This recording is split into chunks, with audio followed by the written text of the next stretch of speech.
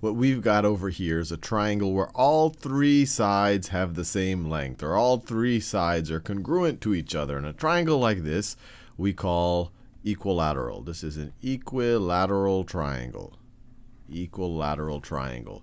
Now what I want to do is prove that if all three sides are the same, then we know that all three angles are going to have the same measure. So let's think how we can do this. Well, first of all, we could just look at, we know that AB is equal to AC. So let's just pretend that we don't even know that this also happens to be equal to BC.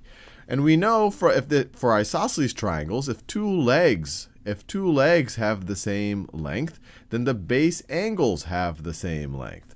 And then, so let's write this down. We know that angle ABC is going to be congruent to angle ACB.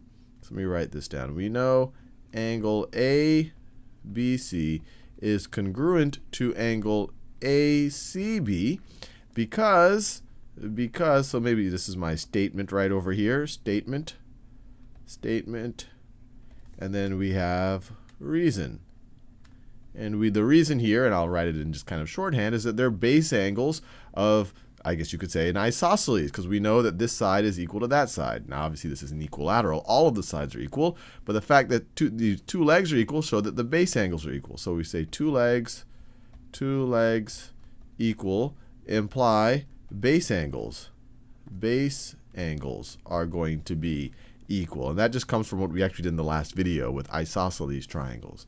But we could also view this triangle the other way. We could also say that maybe this angle over here is the vertex angle, and maybe these two are the base angles. Because then you have a situation where this side and this side are congruent to each other, and then that angle and that angle are going to be base angles. So you could say angle CAB is going to be congruent. So angle CAB is going to be congruent to angle ABC,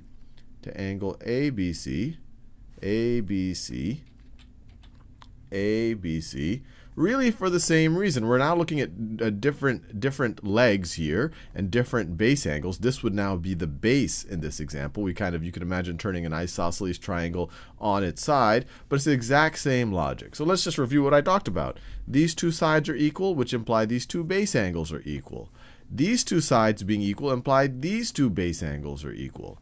Well, if ABC is congruent to ACB and it's congruent to CAB, then all of these angles are congruent to each other.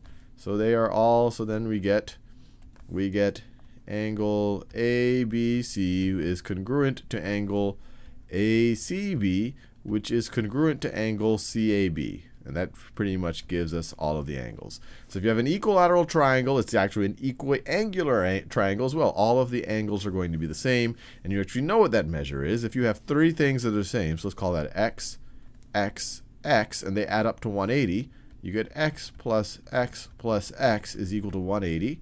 Or 3x is equal to 180. Divide both sides by 3. You get x is equal to 60 degrees. So in an equilateral triangle, not only are they all the same angles, but they're all equal to exactly, they're all 60 degree. They are all 60 degree angles. Now let's think about it the other way around. Let's say I have a triangle.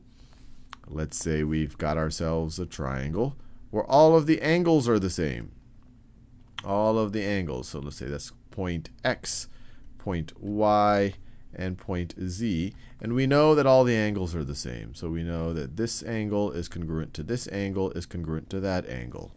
So what we showed in the last video on isosceles triangles is that if two base angles are the same, then the corresponding legs are also going to be the same. So we know, for example, that yx is congruent to yz. We know yx is congruent to yz, and we know that because the base angles are congruent. Base angles congruent. Now we also know that yz, so I'll rewrite yz is congruent to xz. So we also know that yz is congruent to xz. by the same argument, but here we're dealing with different base angles. So now once again you can view this as almost an isosceles triangle turned on its side. This was the vertex angle right over here. These are the two base angles. This would be the base now. And we know that because the base angle, these two base angles are congruent. So by the same logic. In this first case, the base angles were this angle and that angle. In the second case, the base angles are that angle and that angle. And actually, let me write it down. The base angles in this first case, let me do that same magenta, are angle x, y, or y, x, z.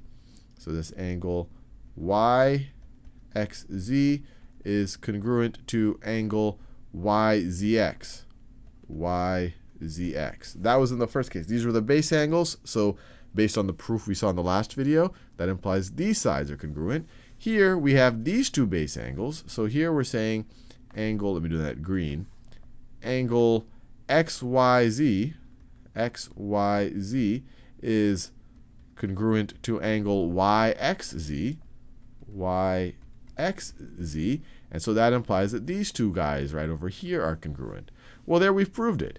We've said that this side, yx, is congruent to yz, and we've shown that yz is congruent to xz. So all of the sides are congruent to each other.